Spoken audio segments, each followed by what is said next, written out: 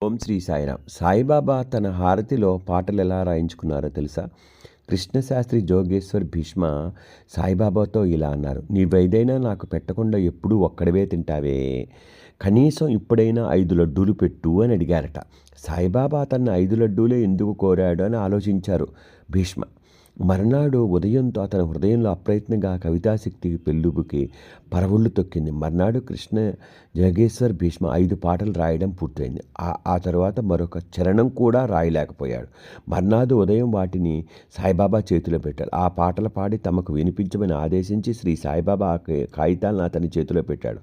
అతను పాడుతున్నప్పుడు సాయిబాబా మళ్ళీ అతని తలపై వారి చెయ్యి ఉంచి ఆశీర్వదించగా వెంటనే అతనిలో హృదయంలో మరలా స్ఫూర్తి కలిగి ఒక్కొక్క పాట ధారగా వ్రాసి వినిపించసాగాడు.